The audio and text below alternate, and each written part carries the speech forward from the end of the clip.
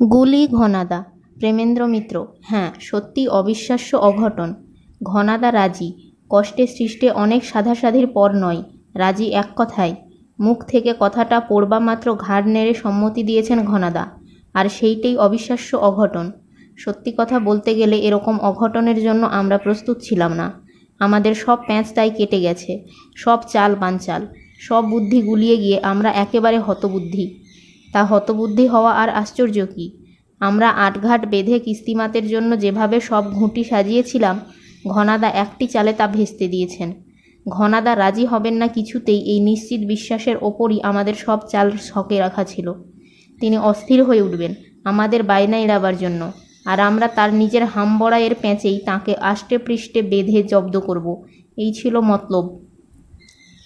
সেই মতলবেই সবাই মিলে সেদিন একেবারে চোখে মুখে যেন আগুনের হলকা নিয়েই ন্যাড়া সিঁড়ি বেয়ে উঠে টঙের ঘরে ঢুকেছিলাম।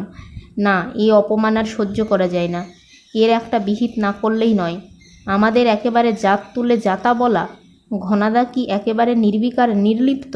না, তা ঠিক নয়। চোয়ালের হাড় ঠেলা কুরুল মার্কা মুখে ভাবান্তর কিছু অবশ্য দেখা যায়নি, কিন্তু গড়গড়ায় টান দেওয়ার মাত্রাটা বেশ একটু বেড়ে যাওয়াতে আশ্বস্ত হয়েছি। ওষুধটা প্রথম দাগ পড়তেই কাজ হচ্ছে বোঝা গিয়েছে। হুঁকোয় ঘন ঘন টান দেওয়াটা তার হুঁশিয়ারিরই লক্ষণ। আমরা কোন দিক দিয়ে কীরকম হানা দিতে যাচ্ছি তা আঁচ করে তার মওড়া নেবার ফিকিরই তিনি ভাবছেন নিশ্চয়। খুশি হয়ে আমরা আমাদের পরের চাল এবার চেলেছি। কোন হাটে যে ছুঁচ বেচতে এসেছে বাছাধন এখনও জানে না। নাক বেঁকিয়ে বলেছে এবার শিশির। থোঁতা মুখ কেমন করে ভোঁতা করতে হয় এবার দেখাচ্ছি। গৌর দাঁতে দাঁত ঘষে বলেছে। এরপর শিবু আমাদের সাজানো ছক মাফিক একটু উল্টো সুর ধরেছে। কিন্তু এই তুচ্ছ ব্যাপার নিয়ে ঘনাদাকে জ্বালাতন করা কি ঠিক হচ্ছে? তুচ্ছ ব্যাপার? আমি ক্ষেপে উঠেছি শিবুর ওপর। আমরা বন্দুক ধরতেই জানি না বলে টিটকিরি দেওয়াটা তুচ্ছ ব্যাপার হলো? বেশ তুচ্ছ ব্যাপারই সই। গৌর শিবুর কথাটায় পেঁচিয়ে ধরে বলেছে, কত যে তুচ্ছ ঘনাদা তাই শুধু দেখিয়ে দেবেন। ডান হাতটাও লাগাতে হবে না ওকে, বাঁ হাতেই বুলসাই ৯৯ বার। ঘনাদার নীরব সম্মতিটা যেন পেয়েই গেছি। এমনই উৎসাহে সবাই এবার ব্যাপারটা নিয়ে মেতে উঠেছি। ঘনাদাকে তো আর চেনে না, শিশির শুরু করেছে।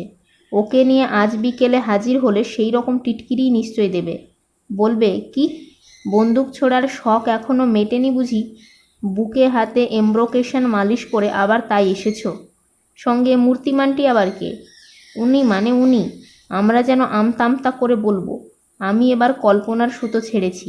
উনি একটু চেষ্টা করে দেখতে চাইছেন